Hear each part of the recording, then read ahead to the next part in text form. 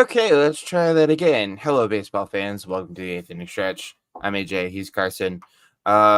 We started the show a minute ago, but I forgot to hit the button to start the live stream. So let's try that again. Carson, you can hear me okay, right? Yep, we are Okay. we are actually on the air this time. We are synced. We were having some audio issues before we came on, so hopefully that's all taken care of. We're all synced up now. Very good. How's everybody doing? Welcome to if you're listening, watching the live stream, or if you're listening to this on demand, we're live like we are every Sunday morning on YouTube, Twitter/X, and Twitch. And don't forget you can tune in on demand anytime wherever you get your podcasts at Linktree/eighth inning stretch. Don't forget to follow us on eighth inning pod on Twitter. And for more, including our newsletter/blog, Two Strike Count, which you can get delivered right to your inbox every Monday, Wednesday, and Friday by subscribing for free. Head to eighth-inningpod.com, and if you're so inclined, support the show. Help keep us churning out awesome baseball content for you by supporting the show at eighth-inningpod.com/donate, or if you're watching, using the QR code in the top right-hand corner of your screen. Okay, that's out of the way. Lots to get to. Yeah, it's just been a crazy week. Busy news week. But let's get started. Actually, before we get to the poll results,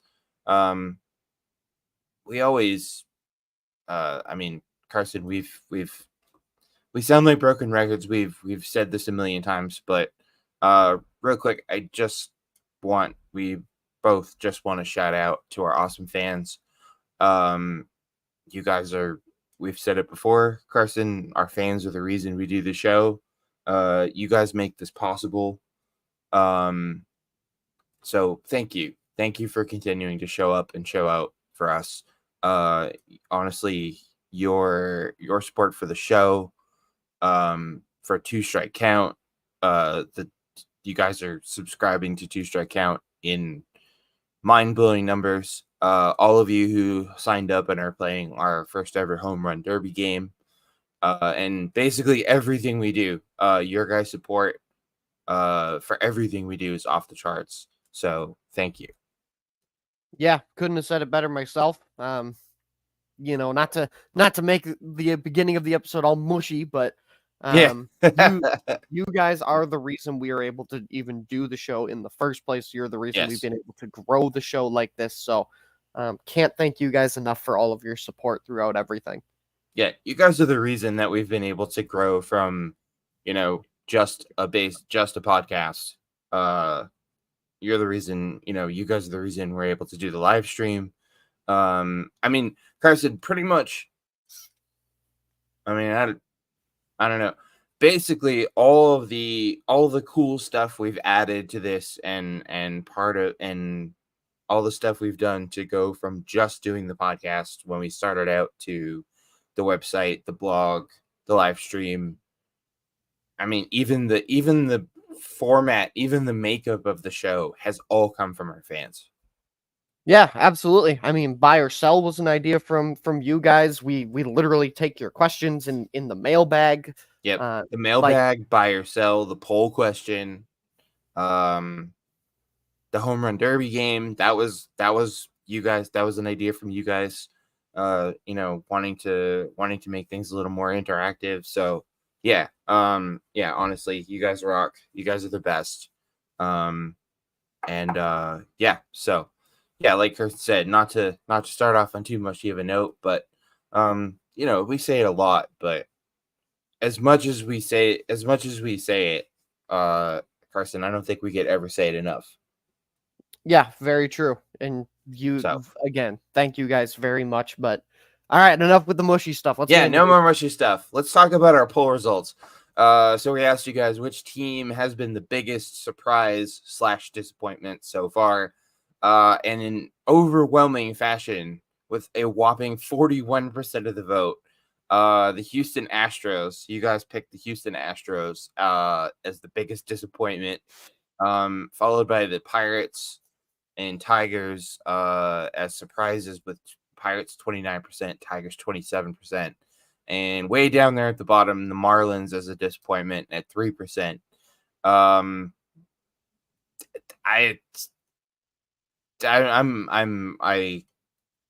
You guys, these poll results never fail to surprise me, Kristen, but 41% for the Astros. Damn, talk about an indictment of the Houston Astros.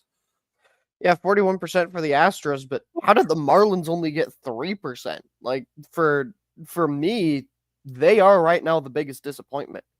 I guess. I mean, I think our fans have just heard us, for lack of a better word, trashing the Astros for these past couple seasons, and they decided to get in on the fun. You couldn't help yourself, could you? No, I really couldn't. I don't blame you. I would have done the same thing.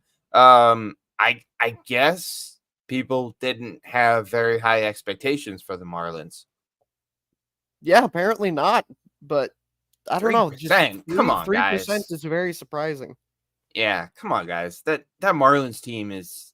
I mean, I know they're the Marlins. I know they play, and they're sort of I wouldn't say under the radar team like Miami's. They're not what you'd call a small market team, I guess, but that Carson, that Marlins team is loaded with talent, and I know they've had their injury issues. Sandy Alcantara is out for the year, but man, 3%. All right. I mean, I guess you guys, you do you. But the Astros, wow, 41%. I mean, yeah. I mean, I agree with. I don't necessarily agree with how many votes the Astros got, but I agree that the Astros are the biggest disappointment so far. I mean, that's fair to say, I think. Considering the quote-unquote success with a huge giant asterisk. But I mean, all joking aside, the run the Astros have been on for seemingly the last, 5-6 years? I mean, they're 5-11. They're last place. Ladies and gentlemen, the Houston Astros at this moment are lower in the ALS standings than the Oakland A's. Yeah, that's crazy. Like, just take a moment to let that sink in. Yeah, let that sink in for a minute. Yeah, 5-11. Yeah, things are not going well there in Houston. I don't know, man. I know it's early, and I know, it's a marathon, it's not a sprint, yada yada, all that stuff. But I don't know, man. I maybe this is wishful thinking on my part, but I feel like the Astros aren't the Astros that we've known the last 5 or 6 years, and I think this is the beginning of the end of their reign of terror. Yeah, it could be so. We got a lot of season left to play, but we do. Yes. Yeah. So relax, Astros fans. I'm not saying they're done, but it's only April. But it just, I don't know. Everything that can go wrong is going wrong. Some would call that karma. Pirates 29%, Tigers 27%. Pirates and Tigers kind of close. I don't know, maybe it's just me, but I'm not really all that surprised by either one of these teams.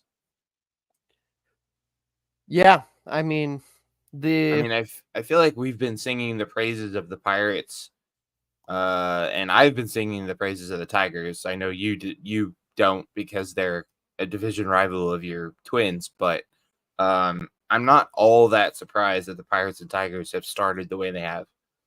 I still have bad memories of like those mid 2010 Tigers teams with Justin Verlander and Max Scherzer. Oh man, those teams were stacked. Those teams were stacked, and this Tigers team is scary. Tariq Skubal made the entire Twins lineup look like they were swinging with bats that had a hole in them. Yeah.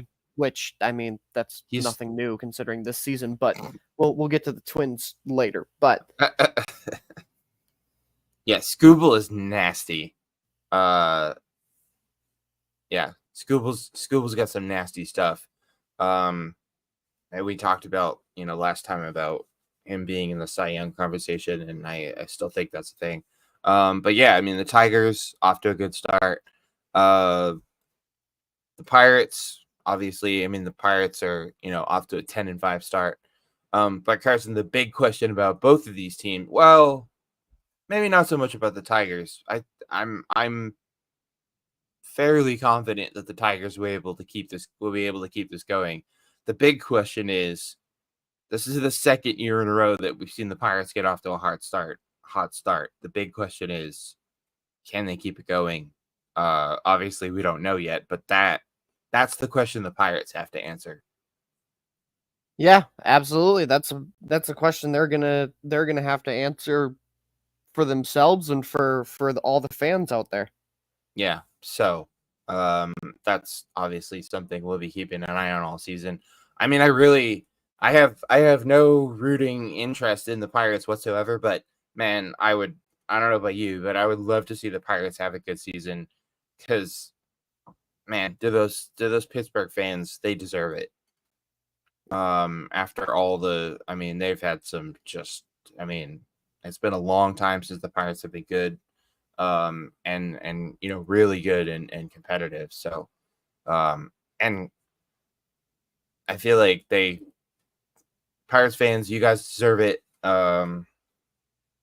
Because I mean, nobody wants to see that beautiful ballpark, PNC Park, empty. So anyways, and then the Marlins, we kind of talked about, but I mean, I don't know what the heck is going on down there in Miami, but the Marlins are 3-12. Yeah, Miami's got to get their act together. Like I said, very surprised that it was only 3% of the vote that went with the Marlins, but they got to get their act together, no doubt about. I think 100% of our fans would agree with that. Yeah, I mean, they have wow. Yeah, I'm just looking at I've got the standings pulled up here. Yeah, the Marlins have the worst run differential in the National League. Wait, do they have the the only team with a worse run differential than the Marlins? The Chicago White Sox. The Marlins have a run differential of -33. The White Sox, sorry White Sox fans, have a run differential of -44. Oh my god. I mean, it's not like any of us expected anything out of the White Sox anyways. God no. But yeah, the Marlins, I don't know what the heck is going on down there, but yeah, they're 3-12. Hopefully they can get things figured out. But yeah, so that's the poll results. Then we've got, I mentioned at the top of the show, it's been just a crazy week news wise. So we've just got some real quick headlines here for you guys. Obviously the big one, Carson, Spencer Strider, the Braves ace, out for the season. Yeah, big news Yeah, out of the ATL. big, huge. That news. is massive for this Braves team, who, again, we talked about at the beginning of the season, have World Series expectations. They've only got, granted, again, a lot of season left to play. They're hanging onto a 1-game lead right now in the NL East. The Phillies are only a game back. It feels like the tides may be shifting in the NL East, and if I'm Philadelphia, AJ, I'm saying we got a shot to go get this thing. Like, let's go. This is our year. Yeah. I mean, obviously the Braves have a ridiculous amount of talent. Again, it's early. I feel like the Braves will be okay, but I'm almost kind of thinking that, I mean, obviously losing Spencer Strider is not ideal. I think the Braves will be okay for the regular season. They'll probably still make the playoffs. I don't think I don't think the Braves win the NL East without Spencer Strider. As long as the Phillies can get their act together, because they're off to another one of their. They've sort of stumbled out of the gates too, like they have the last couple of years. But I don't think the loss of Spencer Strider will really come back and bite the Braves until the playoffs. Yeah, very true. I mean, we will still definitely, I think, see the effect in Sure. the regular season. And like you said, does this change for me the fact that the Braves won't, like, am I about to say the Braves won't make the postseason? Absolutely not. There's way too much talent. They're gonna make the postseason. But yeah, having a true ace is something that becomes very important, especially in the playoffs. Mm-hmm. Especially if they don't win the division and they have to play, if they have to end up playing in the wild card series. Not having Spencer Strider in, a game 1 of a 3-game wild card series is, I mean, I don't think you can understate that. So obviously we wish Spencer Strider, the best speedy recovery. Hopefully he can come back from this. I thought I read somewhere the other day that this is Spencer Strider's second Tommy John surgery. Oh man, is it? Let me look that up. Let's double check that because I'm pretty sure I read that. Let's see. I thought I read that it was his second.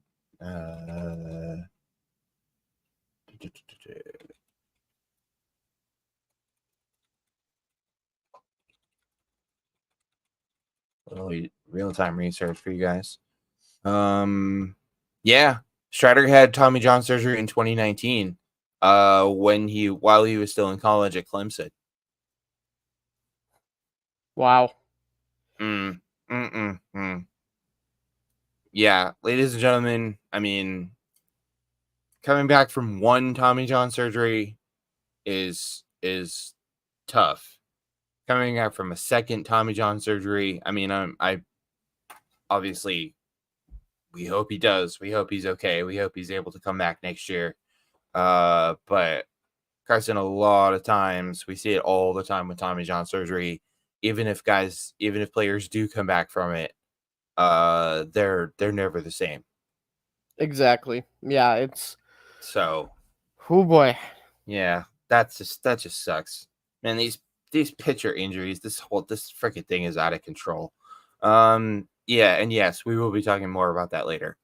Yeah, so Spencer Strider out for the season. Shohei Ohtani, who has been in the news a lot for not the right reasons, for a bad reason. Shohei Ohtani finally gets a little positive press, Carson. He has tied Hideki Matsui for the most home runs by a Japanese-born player in MLB with 175. Yeah, obviously a very impressive accomplishment, and wonder how much money Ippei Mizuhara put on that. Oh, man. He's going for it this morning, ladies and gentlemen. Honestly, my first reaction to this was Hideki Matsui only had 175 career homers. That's also pretty crazy. Like, what? I was like, I'm sorry, what? I mean, he did play. I mean, he played 10 years almost in MLB. Of course, he had a 10-year career in NPB. In the NPB for the Yomiuri Giants before he came to the came stateside and played for the Yankees. And yeah, Hideki Matsui, MLB statistics, 282 batting average, 175 home runs and 760 RBIs. I mean, 175 home runs is nothing to sneeze at, but I thought he had more. Yeah, that's wow. All right. Yeah, I found that really surprising. But anyways, nice to see Shohei Ohtani in the news for, see him get some positive press for once because he hasn't gotten much of that lately. But I mean, being in the same sentence as Hideki Matsui, that's pretty good company. I mean, dude was a 2-time All-Star, a World Series champ, a World Series MVP. Not to mention, this list of accomplishments when he played from his NPB days is ridiculous. 9-time All-Star, 3-time Japan Series champion, 3-time Central League MVP, Japan Series MVP, 8-time Best Nine award, and I'm gonna butcher this, I'm so sorry, the Matsutaro Shariki Award, which is presented to a person, a manager, or player who greatly contributed to the development of professional baseball, named after Matsutaro Shiriki, who is the longtime owner of the Yomiuri Giants. So that's pretty cool. The Yomiuri Shim. I'm not even going to try to pronounce. He was the longtime owner of a newspaper. Longtime owner of one of the 5 major newspapers in Japan.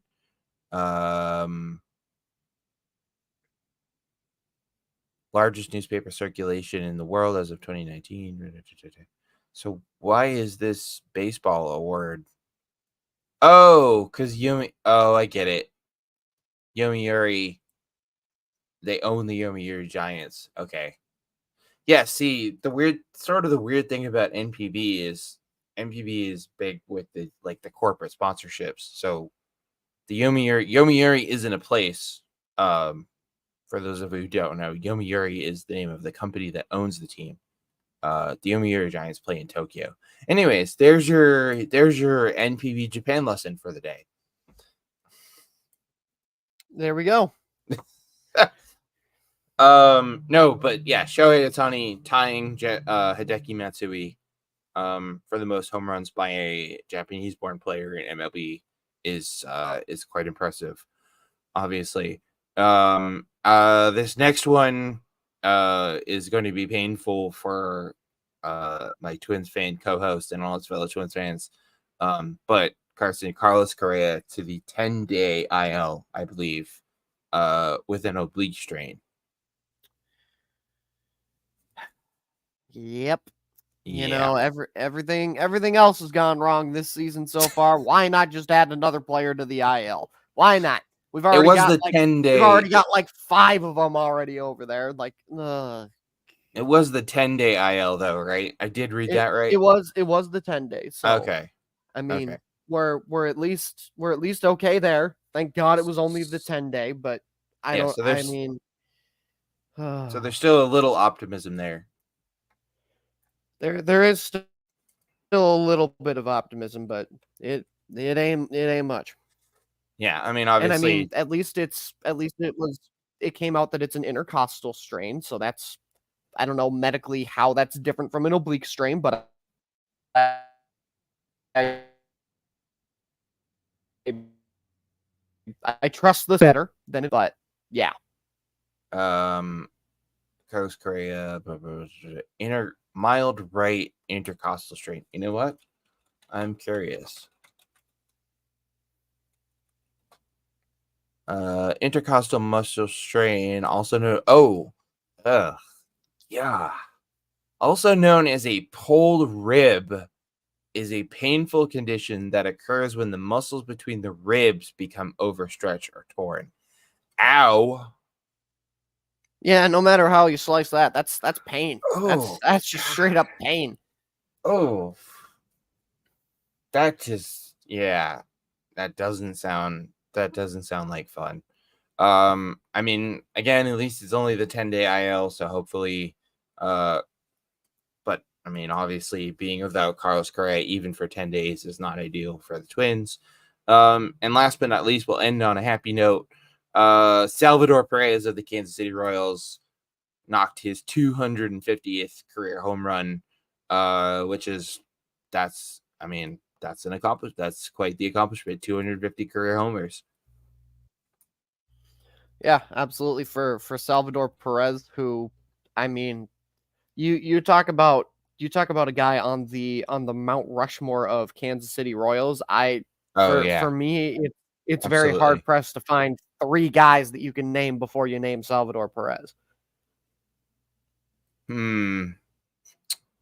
Yeah, Yeah, no, he's definitely up there. He is definitely on the Mount Rushmore of Kansas City Royals.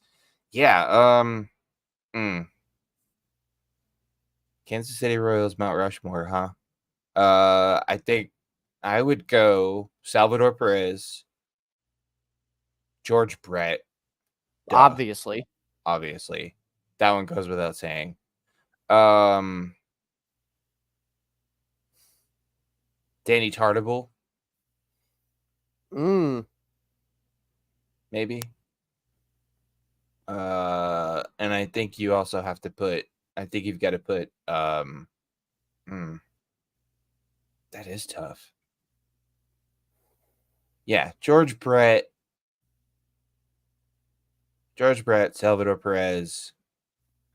Yeah, man, that's tough. I mean, the Royals are, yeah. Brett Saberhagen, I think, maybe. Yeah, I'd put Saberhagen on there. I would Maybe like say a Tart. Frank White, maybe. Yeah, Mike Sweeney, that's another one. I'm looking at the season, like the single season records, for the Royals. Wow. You guys will never guess who holds the single season record for most runs scored for the Kansas City Royals. Never guess in a million years. Is it a member of the World Series team from like 2014? It is not. Oh, then I have no idea. It happened in the year 2000, and some dude named Johnny Damon. Wow. Yeah. Raise your hand if you forgot Johnny Damon played for the Kansas City Royals. Because I sure did. Yeah, me too. Started his career with the Royals 1995. Wow. Yeah, started his career with the Royals. I mean, obviously everyone remembers him for his, the playing for the Oakland A's. And then of course his run with the Red Sox and then the Yankees. But yeah, Johnny Damon holds the so there's a little fun little nugget of trivia for you. All right. Ohtani-gate.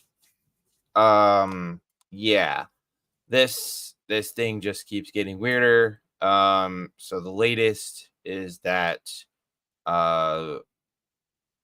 Ohtani's former interpreter, Ipe Mizuhara, has been charged with federal bank fraud charges. The feds say he stole $16 million from Ohtani's bank account, spent it with the illegal sports book, the bookie. Man, this number will blow your mind, everybody. So Mizuhara allegedly placed $180 million in bets, and lost $40 million. So he owed the bookie $140 million. My God, this sounds like a mafia movie. Like, yeah, it kind of does actually. This is insane. Yeah, yeah. That's a lot of money. That's a lot of money to spend. I mean, I think the two words that come to mind are gambling addiction. Yeah.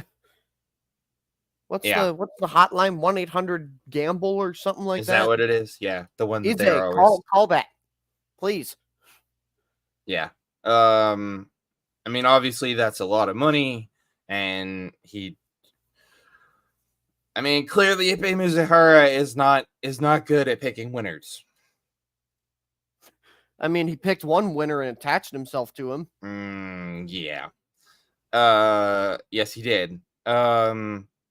Yeah, so Mizuhara has not. It was first reported that he was going to plead guilty. He was negotiating a guilty plea, a plea deal, but ultimately did not enter a plea. He's out on bond, which I'll get to that in a second because wow. And his arraignment is set for May 9th. I'm sorry. They let this dude out on bond? Really? Flight risk? Anybody? Yeah, no kidding. This is and I mean it wasn't necessarily a it was the bond itself was $25,000. That's not a lot So of money. it's not a lot of money in the grand scheme of things, Hmm. but yeah, Yeah. I mean there were conditions though on his bond that he couldn't Yes. contact Shohei Ohtani. He can't Right. leave. He can't leave like the Central District of California. He'll be required to undergo a gambler's addiction program. So there are clauses with that bond, and I'm glad that as part of that clause he's going to get help because at the end of the day, as wild and scummy of a story as this is, like Mm, gambling addiction is a very serious thing, folks, and it is. Yep. clearly Ipe Mizuhara suffers from it. Yeah. No, no, gambling addiction is no joke. Um, yeah, and if all this is true, I mean, and we're still obviously there's still information coming, and we still, you know, MLB's own investigation of this whole thing is still ongoing. Um, but at as of right now, it sounds like the that Ipe Mizuhara, I mean, yeah, he's clearly suffering from gambling addiction, which is a very real thing. Um, and is no joke. It sounds, at least at the moment, Carson, like Ipe Mizuhara did really just get in over his head with this bookmaker, and unfortunately took the money from Shohei Ohtani. Um, it sounds, at least at the moment, like Shohei Ohtani is going to be off the hook for this, and he wasn't involved in anything shady, which is obviously a good thing. Yeah, obviously. The one thing that keeps coming back to me is Shohei, buddy. You didn't notice that $16 million was missing? Like, Yeah. how? Like, I notice when there's like $5 missing from my bank account. We're talking about 16 million. Dude, I said the exact same thing to one of my coworkers the other day. We were talking about it. We were talking about this. One of my coworkers is a Dodgers fan, so this is obviously, hitting a little close to home for him. And we were talking about that, and I said, I am by no stretch of the imagination am I rich. I'm not a millionaire like Shohei Ohtani. But yeah, I noticed geez, where did that $5 go? What did I spend it on? Apparently, and I don't know how much truth there is to this, but apparently Ipe Mizuhara was the one who set up this bank account for Shohei Ohtani. And got and like it sounds, what is it? What did they say? Altered the settings on Ohtani's bank accounts so Ohtani would not be aware of the transactions. That's even wilder. How long was he How did you planning to do this? And also, how did Shohei Ohtani not notice that the settings on his bank account were altered? Yeah, because I feel like most companies, depending on where you bank, are gonna tell you like, hey, like somebody has altered Somebody changed something the in your bank settings. account. Yeah. Yep. Yep, they do. Every financial institution that I've ever dealt with does that. Yeah, that's I'm glad you brought this up, because this is my only sort of sticking point. This is where I'm getting hung up on this thing. I'm going, okay, it sounds like this dude did take the money without Shohei's knowledge to pay off his gambling debts because he got in over his head with a bookie and didn't want to get his legs broken. But this is my one sticking point where I'm going, uh, this is where I'm getting hung up with this thing, Carson, because I'm going, okay, it sounds like Shohei Ohtani, like the dude really did steal the money, but how did Shohei Ohtani not know this was going on? Yeah, I'm sure that there are still going to be more parts and chapters Oh yeah. written of this book. Which, by the way, if there are any authors out there listening, can we please get a book about this, because I will buy 10 copies. A book. How about a movie? Even better. Why not? Why not both? Why not yeah, both? both? Sure. Yeah. Why limit ourselves to one form of media? Right. But yeah, insane. Yeah, that's my one, because I think all of us as baseball fans want to go, we want to exonerate Shohei Ohtani and be like, okay, he wasn't involved in anything shady. But that's my one sticking point with this thing. Yeah, so Mizuhara is out on bail.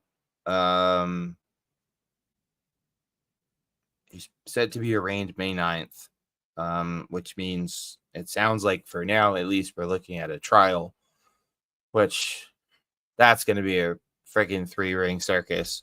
And MLB has its own investigation going on, so we're obviously waiting to find out what comes out of that. But Carson, I think we're all hoping, except for some of the idiots I've seen on social media who are seemingly cheering, hoping that they're rooting against Shohei Ohtani, which I don't know how you could do that, but I've seen some idiots rooting. Basically, like, sounds like they're hoping Shohei Ohtani was mixed up in something shady. But most of us are hoping, obviously, that Shohei Ohtani was not involved in anything shady, and that when the dust settles, he'll be cleared. Yeah, absolutely. That's always the hope when in something like this, especially where there's a lot of money on the line and a lot of lives altered. Yeah. Yeah, so we're all hoping that that Shohei Ohtani at the end of this, but just kind of a last thing on this. Let's fast forward and okay, Mizuhara, it does come to light that Mizuhara did this on his own, that Shohei Ohtani wasn't involved. Shohei Ohtani's cleared. Because it doesn't sound like the feds, it doesn't sound like Shohei Ohtani is being looked at by the feds at all, which is a good thing, obviously. But after MLB's investigation is over, and okay, Shohei didn't have anything to do with this. He didn't know, that it was going on. I hate to sound cynical, but I kind of feel like even if Shohei is exonerated of all this stuff, I feel like there is just going to be this cloud of suspicion that follows him around, even if he's cleared. Yeah, I mean, I would agree with that 100%. Which sucks, but I don't know. Anytime anything like this happens with sports, with athletes, we've all seen it. We saw it with the Tom Brady and the, Tom Brady people are still, suspicious of Tom Brady, stuff like that. So I don't know. We'll see. But yeah, anyways, so that's kind of the latest on Ohtani-gate, and obviously we'll keep you guys updated on everything going on with that here on the show, and also on Two Strike Count. By the way, if you haven't subscribed to Two Strike Count yet, what the heck are you waiting for? Go to eighth-inning-pod.com/Two Strike Count and subscribe. That way you get every new edition delivered right to your inbox. And that's the best way to make sure you never miss it. Yeah, so shifting gears a little bit, Jordan Montgomery. Carson, did I feel like we talked about for weeks and weeks? We talked about the Boras 4, Scott Boras's sort of marquee clients, Matt Chapman, Cody Bellinger, Blake Snell, and Jordan Montgomery, all ended up with deals way below their sort of free agency projections. Jordan Montgomery might have been, I don't know if he was the worst of them all, but Jordan Montgomery got himself a $25 million 1-year deal with the Arizona Diamondbacks on March 28th, which, in case you're keeping score at home, that was opening day. Scott Boras completely mismanaged and botched the negotiation for all of his clients, especially Jordan Montgomery, and in a striking a blow for all of us, Carson, Jordan Montgomery has now kicked Scott Boras to the curb. Jordan Montgomery, you are the smartest man in baseball. Congratulations. Yes. I mean, you know, you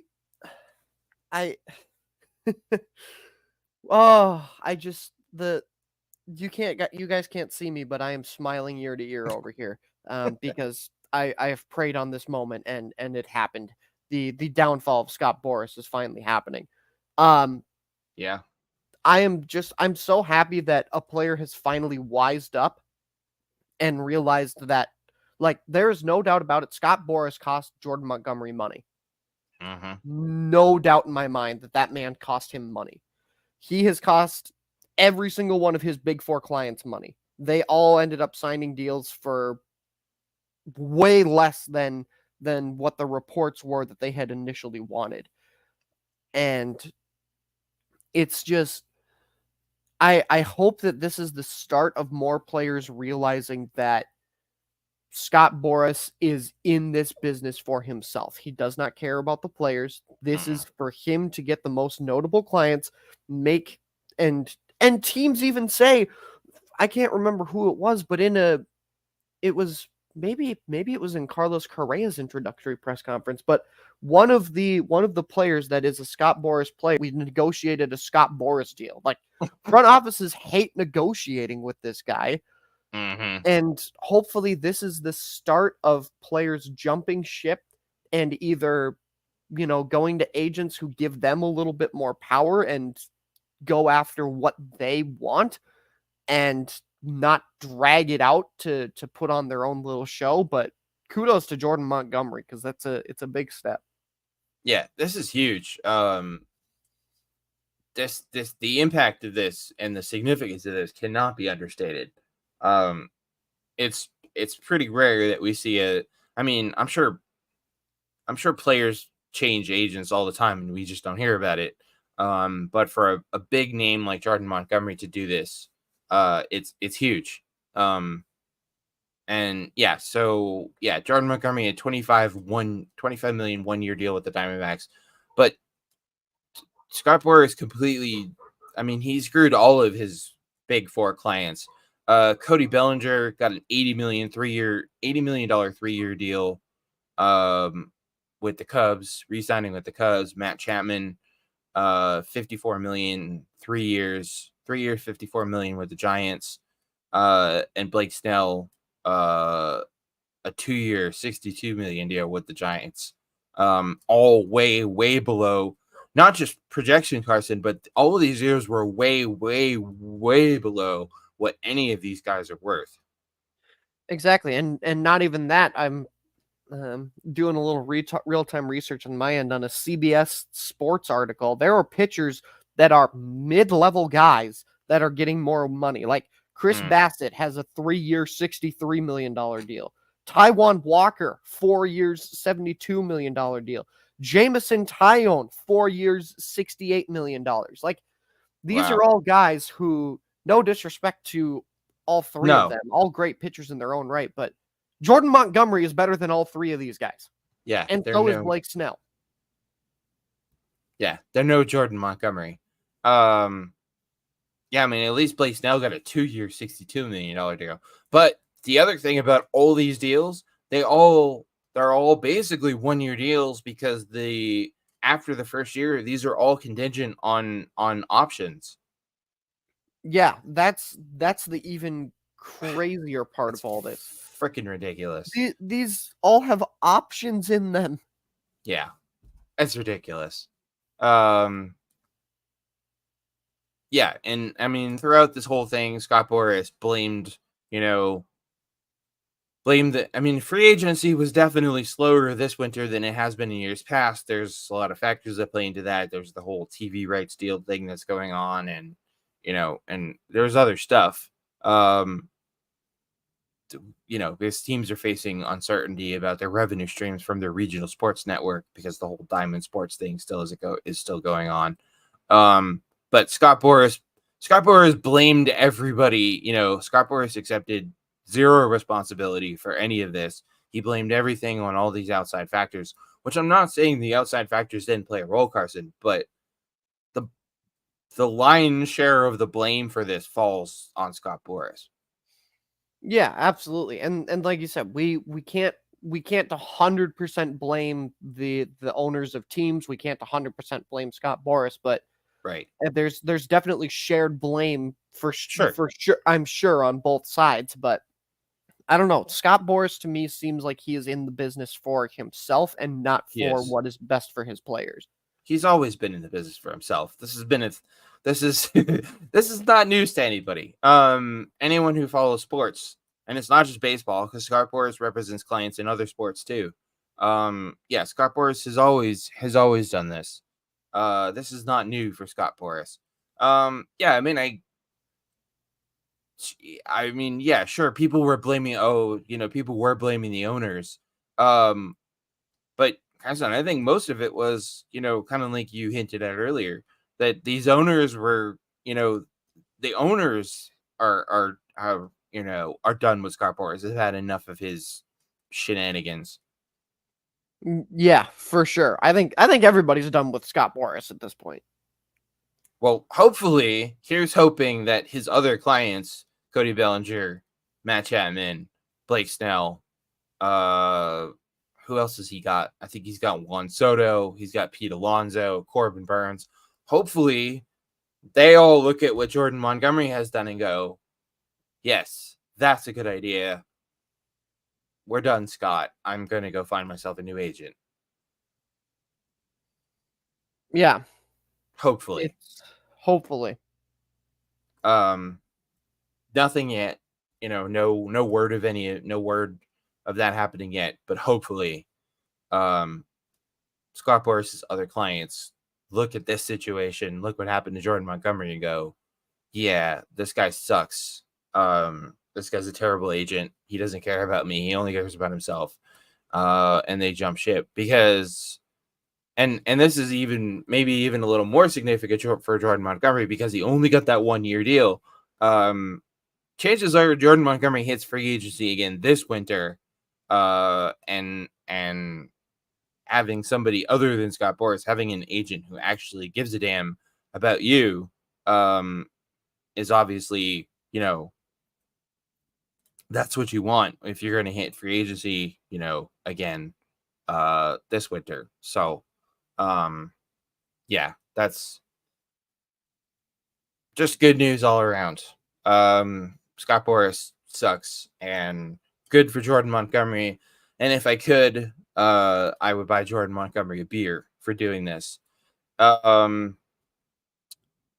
from Jordan Montgomery, the other big thing going on, obviously, everyone's been talking about Jackson Holliday, number 1 prospect in baseball, made his MLB debut for the Orioles a few days ago here.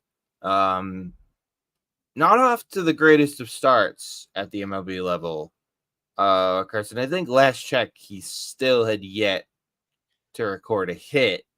But that may be to be expected. I mean, obviously, making the switch from AAA to MLB, that's obviously that's a big adjustment facing major league pitching as opposed to minor league pitching and that sort of thing. But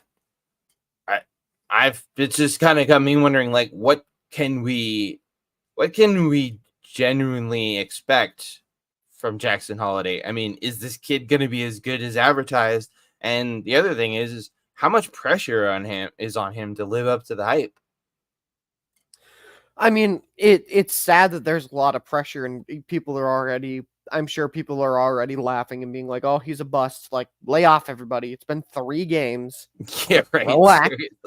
Let's go ahead and take a quick chill pill here. Like, come on. It's 3 games into his MLB career. The kid's 20 years old.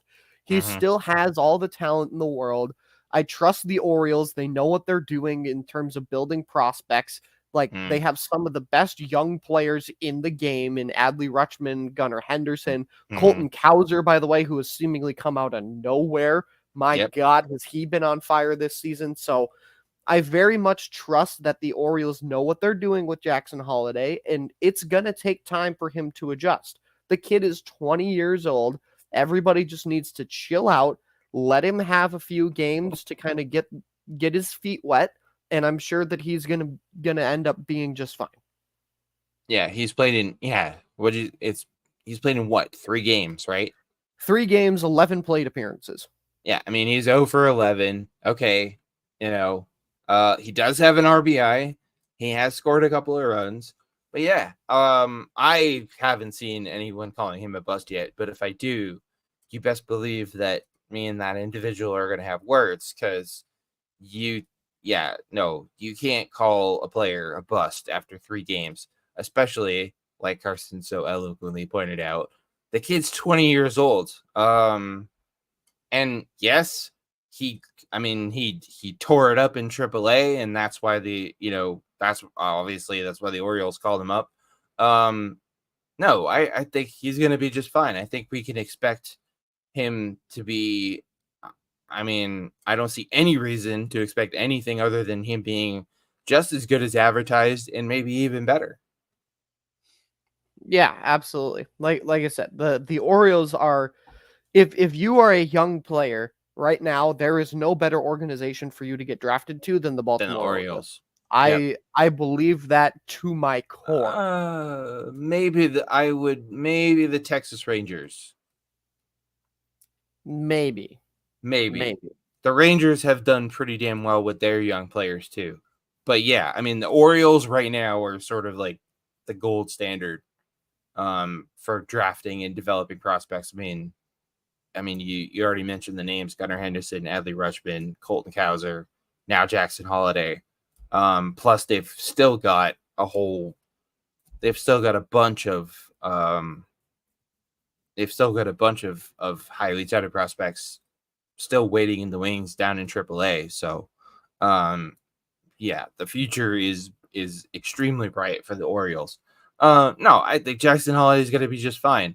I mean, if we're if we're sitting at the All-Star break, or maybe even further than that, maybe even the end of the season. If we get to the end of this season, if we get to, well, I don't know. What do you think? I think at the All-Star break is a good time to sort of reevaluate. If we're sitting at the All-Star break and Jackson Holiday's still struggling, um, maybe the Orioles look at him and go, okay, he needs a little more time to, he needs a little more time in the oven. Let's send it back down to AAA. Yeah, I mean, I think I think that's that's fair yeah, to kind of reassess at the All-Star break, but just everybody who's freaking out, just yeah. relax. Relax. Yeah, Take a take a deep deep breath. breath. Yeah. Go enjoy some fresh air. It's a beautiful day here in Minnesota. Like, Yeah. go out, smell some roses, and relax. Well, I mean, that's just the nature of the media and people that and the sports media. The sports media overreacts to every tiny little thing. And as far as I mean, because that's not to get off on the thing or whatever, but ladies and gentlemen, this is what we get because we live in the era of a 24-hour news cycle. We get overreactions to everything. Um, Looking at you, World War III trending on Twitter right now. No, seriously though, that's what we get. Uh, because we live in the information age. But as far as pressure, how much pressure is on Jackson Holliday to live up to the hype? Carson, I don't think there's any pressure on this kid at all. Because it's not like he's been called up to an Orioles team that's he's not been called up to an Orioles team that's struggling. He's been called up to a really freaking good team. I don't think there's any pressure on him at all. I agree to some degree. Boy, Uh-huh. try saying that 5 times fast. Agreed to some degree. But I agree in a sense. Yes, he has been called up to a good team. I sense a but coming here. There is, but however, whatever word you want to use, there is still an immense amount. There's an immense amount of pressure on you being the number one prospect. Plain and simple. Fair. You know, when you are ranked as the number one guy, you are the best. That's how it works for anything. If you are number one, you are the best. So being the number one prospect, even in the minor leagues, you had a lot of eyes on you. Now that you've been called up to the major leagues, there's even more eyes on you. I mean, the amount of tweets that I saw from not just the initial announcement of the Orioles, but the amount of reporters and other MLB accounts that I follow on the social media artists previously known as Twitter that tweeted out this news was insane. So I think there's absolutely pressure in that sense to live up to the number one prospect moniker in a sense. Yeah, which is I've never been a fan of all the pressure put on, you know, high on top prospects or number one overall picks. I mean, look how many times we've seen it happen with number one overall picks in the NFL, you know, with quarterbacks. I mean, that's different, obviously. MLB prospects take time to develop. We don't see instantaneous results. You know, a guy drafted number one overall in MLB could play in. I mean, Jackson Holliday, he spent 2 full seasons in the minors and part of a third, you know, the beginning of this third season. So, yeah, no, I agree with you about there being pressure on him from that sense. I guess when I think of pressure on Jackson Holliday, I'm thinking more in terms of, okay, there's obviously pressure on him as the number one prospect, but he's not being pressured to carry this Orioles team. Like, they're not expecting him to come up and be the guy in that Orioles lineup because they've got plenty of talent surrounding him. That's true. Yeah, that's a good point. And I think that's a good thing. I think you'd much rather, as a prospect, I think you would much rather be in a situation like that where you've been called up to the, you know, it doesn't matter what sport it is. You've been, well, not really NFL, I guess, because the NFL doesn't have a, you know, minor league system. But, you know, like in hockey or in baseball, you know, what was the point I was making? Yeah, I think as a prospect, you would much rather be in Jackson Holliday shoes where you're being called up and being like, okay, here you go, you know, but they're not putting pressure on him. He's not expected to come up and be the guy in that Orioles lineup because they have so much talent already. I think it's a good low pressure situation from that perspective. Yeah, I think that's a good point. He doesn't necessarily have to be the top guy right away as if he was getting called up by a trash team like the Nationals or the Yeah, exactly. Right. Or somebody like that. That's a good point.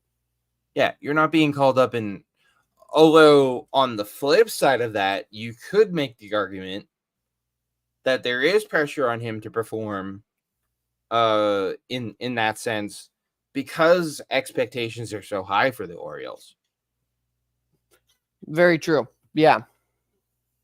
I guess that's kind of a double-edged sword. But in any case, it's, you know, it's obviously it's a good thing for baseball. It's a good thing for Orioles fans. You know, that Jackson Holliday has been called up. Although as Red Sox manager Alex Cora put it, it's great for baseball, Carson. It sucks for the rest of the AL East. Very true. Yes. Yeah. This kid, I have a feeling, is going to make life miserable for the rest of the American League East and the rest of the American League, hopefully for a long time to come.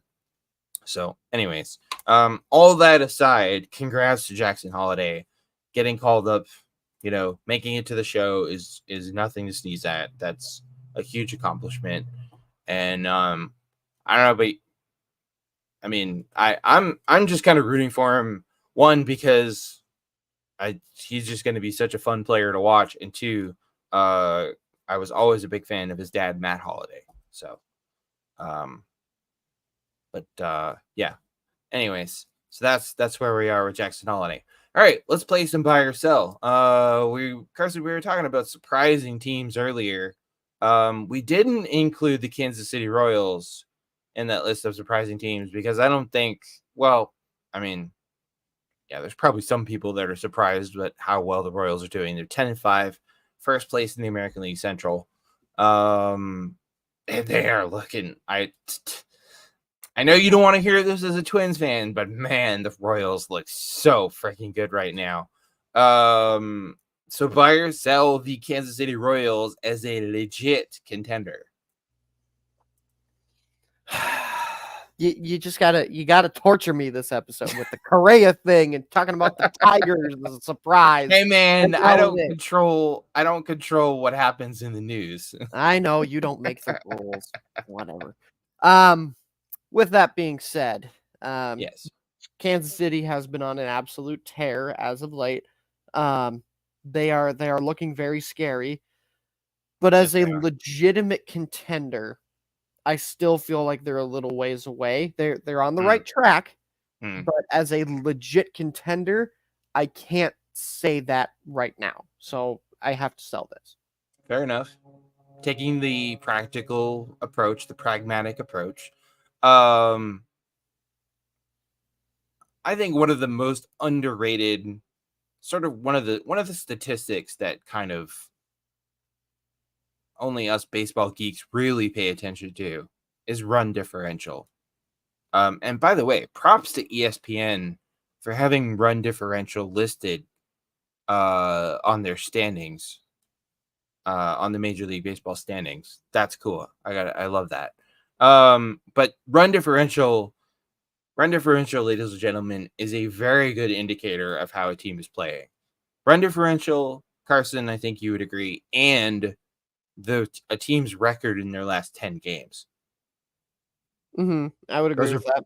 Those are both really good. Those are both very good indicators of how a team's playing. Ladies and gentlemen, the Kansas City Royals have the best run differential in all of baseball right now. They're at a plus 38, which is 5 runs better. The next best run differential in baseball right now is the Milwaukee Brewers. Wow, who saw that coming? Brewers have a plus 33. No, the Royals look really freaking good. I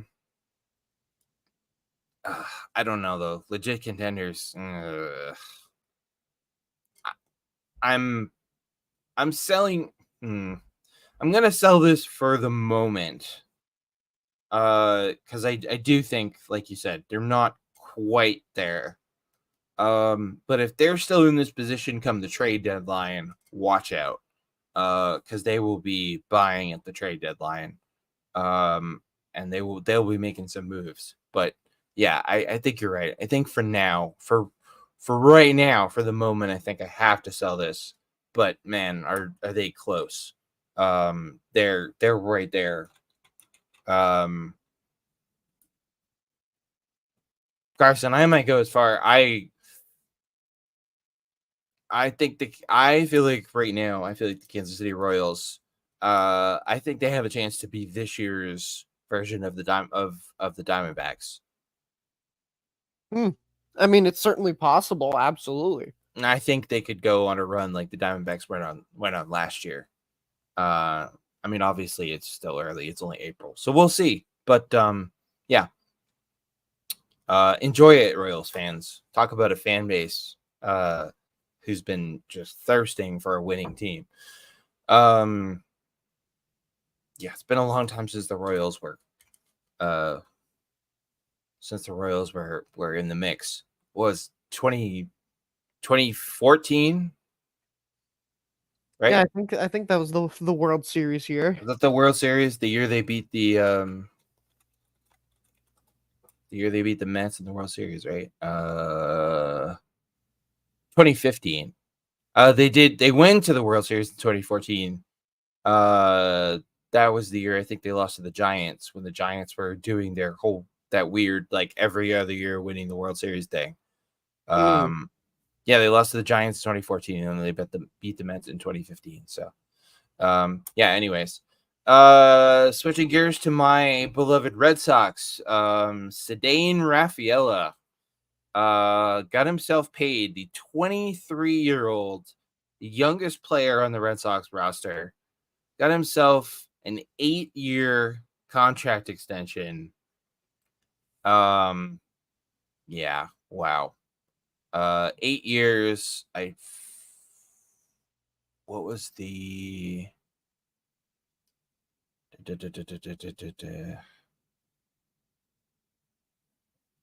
where's the money? I'm looking for the money.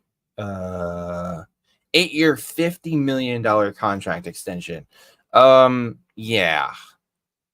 Youngest player on the Red Sox roster. Has only played, let's see, what's he played like? He's only played 39 major league games. I don't know, man. Buy or sell Rafaela's extension with the Red Sox. I mean, for me, this is easy. I'm 100% selling it. He's very granted. He's 23, which is a pro and a con in this contract, but Yeah. I just it feels like the Red Sox just kind of said, "Oh, we have a guy who can play in the outfield and is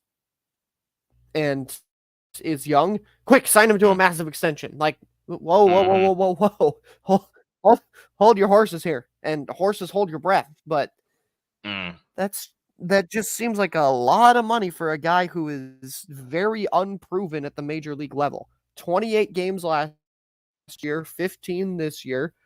Granted, he's right now hitting 186 with an OPS of 547 and on base percentage of 245. So I gotta sell this. I think it's just too early, too much term, and too much money for somebody who is still very unproven at the major league level. Yeah. Yeah, I'm selling this and it's not so much the the money, 50 million is nothing to sneeze at, but let's be honest, the Red Sox can afford it, although you would never know it by the way they did not spend this winter, John Henry. But the money is 50 million, that's nothing to sneeze at, but Carson, the thing that concerns me, and I'm selling this by the way, because you are playing by yourself. It's the years that concern me. 8 years, that's a long commitment to a player who's only 23. He's the youngest player on your roster. He's only played 40 games in the major leagues. Yeah. 8 years is a long commitment to a player this young. Yeah, it's a lot. No doubt I about it. mean, on the upside of this is a nice this is a nice change of pace for the Red Sox, who in recent history have failed to hold on to their young stars. Mookie Betts, who they traded a year after he won the AL MVP and led them to a World Series title, and then obviously, what was it, last winter, Xander Bogaerts left as a free agent. I like that the Red Sox are trying to reverse this trend that they've been in of not hanging on to their young stars. They signed Rafi Devers to an 11-year, $330 something million deal. And they locked up Brian Bayo to a $55 million deal for 6 years. But that being said, Devers and Bayo are both what's the word I'm looking for? Devers and Bayo are proven quantities. We don't know.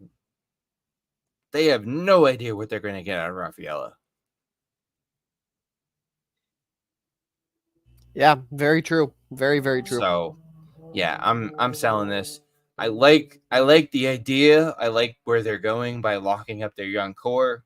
Again, that's a nice change of pace, but maybe let's pump the brakes a little bit and not, I would have been I would feel better with more of like give him like a 2 or 3 year extension and then see how things go. 8 years. That's a long commitment. But I don't know. We'll see. Maybe hopefully I'll be wrong. So we were talking earlier about Jackson Holliday being called up. Obviously one of the top prospects. Um, he's been called up to the Orioles. So that kind of leaves us the question of, okay, basically, who's next? Who's the next top prospect that's going to get the call to the show? So Carson, buy or sell that the Pirates' Paul Skenes will be the next top prospect called up. Shut up and take my money. He absolutely is getting called up at some point this season. He will absolutely be the next one by 100%. Wow.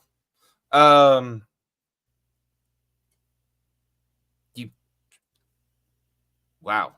I sort of expected you to buy. I didn't think you'd be that bullish on Paul. I mean, Paul Skenes is Paul Skenes, but no, I'm actually going to sell this. Ladies and gentlemen, you heard it here first. The next top prospect who will be called up, or I guess in this case recalled, will be the Cubs' Pete Crow Armstrong, who last year in 107 games between AA and AAA had a slash line of 283, 365, 511, 26 doubles, 20 homers, 82 RBIs, 37 stolen bases, and oh, by the way, can flash the leather. I think we see the Cubs recall Pete Crow Armstrong before we see Paul Skenes. And I only say that because, man, I don't know. I don't know how you feel about this, where you come down on this question, but I've always sort of felt like it's not easy for anyone. It's not easy for any player to go from, to make their way through the minors and get called up to, to the bigs. But I've always sort of felt like it was a little bit easier for position players to do it than for pitchers. Yeah, I would agree with that. I think position players have an easier transition and an easier path to the major leagues. We use the term easier very loosely here. Oh, absolutely. 100%. Yeah. We both agree that hitting a baseball is probably the most difficult thing to do in sports, but yeah, it's really tough for pitchers. It's hard for position players. It's even tougher for pitchers. And I do think we'll see Paul Skenes will get called up this year. I don't think there's any doubt about that. I just don't know if he's the next one to go. I think how soon we see Paul Skenes called up will depend on how things go for the Pirates. Because things are going pretty well right now, and what's that old saying? If it ain't broke, don't fix it. But we'll see. Either way, I can't. I don't know about you, man, but I can't wait to see Paul Skenes throw from on the big league mound. Yeah. Absolutely crazy. That kid's got crazy, filthy stuff. And last but not least, so the last couple seasons, the Philadelphia Phillies, the Toronto Blue Jays, they both had really talented teams. Neither one of them have been able to get done in October. The Blue Jays haven't been able to get out of the wild card round. The Phillies lost the NLCS last year in 7 games to the Diamondbacks. The year before that, they lost the World Series. So Carson, buy or sell that the Blue Jays are under more pressure than the Phillies to win this season? This is a toughie because I don't necessarily believe that the Blue Jays as a whole are under more pressure. but I believe that John Schneider is Mm-hmm. under a tremendous amount of pressure. I believe that this could be his last year in Toronto. Oof. Um, You heard it which, here first, ladies and gentlemen. yeah, I believe this could be his last year in Wow. Toronto. So Oof. I hesitantly sell here. Mm. Very, very hesitantly sell because I don't truly believe that the Blue Jays team is under more pressure, but I believe that John Schneider's seat right now is scorching hot. So you don't think Rob Thompson is not Phillies manager Rob Thompson not on the hot seat? You don't think? I think his seat's still pretty. It's warm. It's got a little bit of it's about as warm as the heated seats in my car. It's a little bit warm, but it's still overall pretty cold. It's not as toasty as John. Yeah, no, I think John Schneider has the hottest hot seat of any manager in baseball right now. Yeah, no, I think John Schneider is on an incredibly short leash from the Blue Jays. I don't know.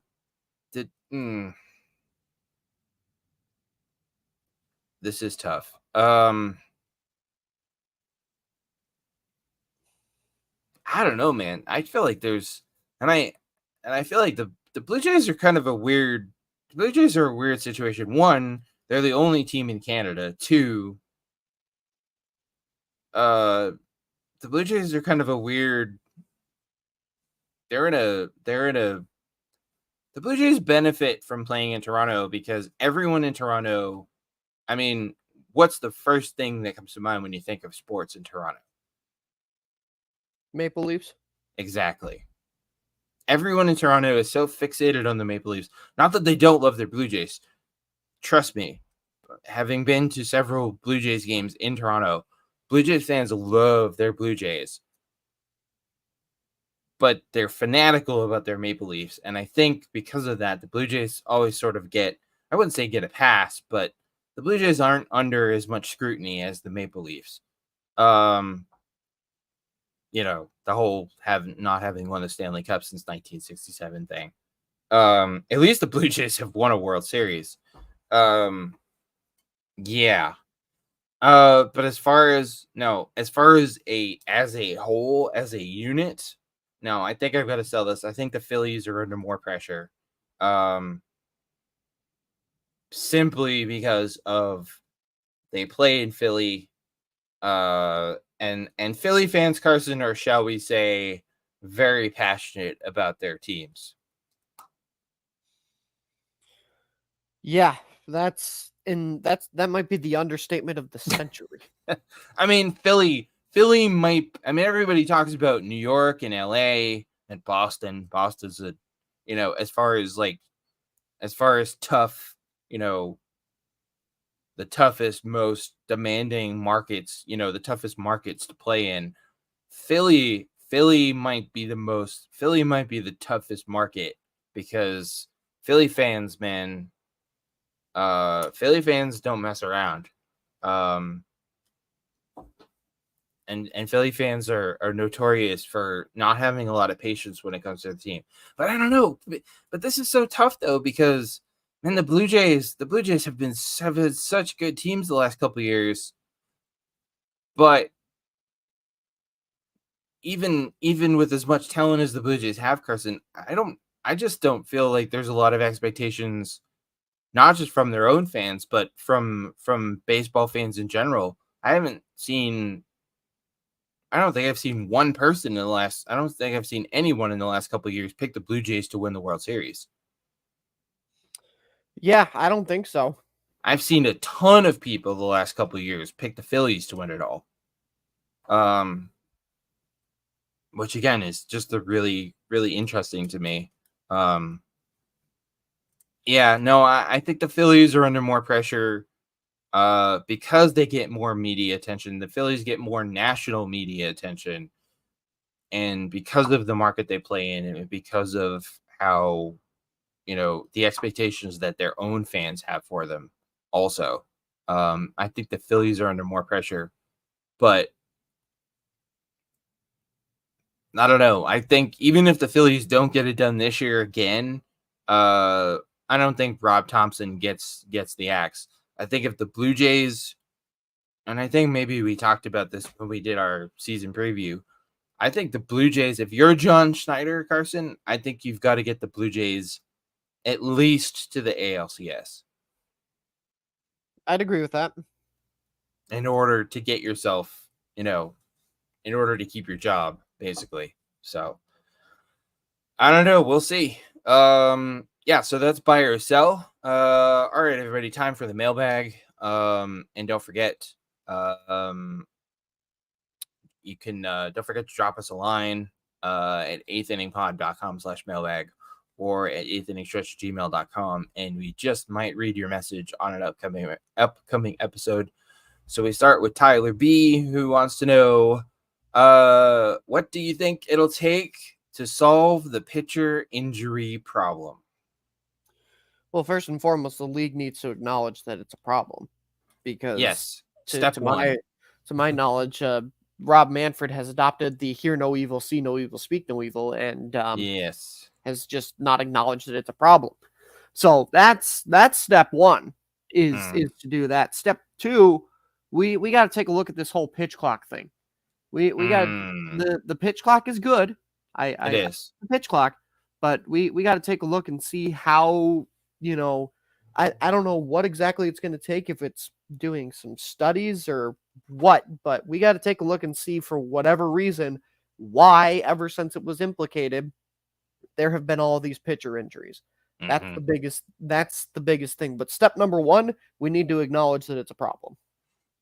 Yeah, and I think I was reading a thing the other day that was saying that Major League Baseball they are in fact doing a study into all these pitcher injuries, which is good. But no, you're right. I haven't heard or seen Rob Manfred come out and acknowledge this yet. Yeah, I mean, I think looking at the pitch clock, I think maybe the pitch clock needs to be longer, to give pitchers a little more time, a little more, sort of recovery time in between pitches. I don't think that's the worst idea. But I think this pitcher injury issue goes deeper than just Major League Baseball. I think this is starting at, the lower levels of baseball, where players are coming out of high school and coming out of college and being told by their, being told by teams, velocity, speed, spin rate, velocity, spin rate, speed. I guess velocity and speed are kind of the same thing, but Carson, their pitchers are having way too much pressure put on them, and teams are putting way too much emphasis on velocity and spin rate. And guess what, everybody? That puts strain on your arm, and your elbow, and your shoulder. Yeah. Yeah, absolutely. I mean, that's more of a long-term solution. I mean, changing that philosophy that's a big deal. That's going to take a lot of time. But yeah, no, I agree. In the short term, MLB and the Players Association need to get together and, one, acknowledge that this is an issue, and two, do whatever it takes to fix this, because, yeah, Carson, it's not good for anybody to have these pitchers, dropping like flies. No, it does nobody any good. It doesn't do the fans any good. It doesn't do the players any good. It doesn't do the organizations any good. Yep, exactly. So hopefully, we get to see that figured out and taken care of sooner rather than later. Jimmy M. Joe Girardi said Aaron Judge and Derek Jeter are similar as Yankees leaders. Do you guys agree? Oh, this one's interesting. Because I feel like this is a question that I shouldn't be answering, because we don't know what, we don't really know what all goes on inside of one of the most important aspects to being a leader in sports, that being the clubhouse. True. But from everything I've seen on the field, I have no reason to disagree with Joe Girardi here. So Girardi said, I think they're pretty similar. Joe Girardi compares Aaron Judge's quiet leadership to club icon Derek Jeter. Yeah,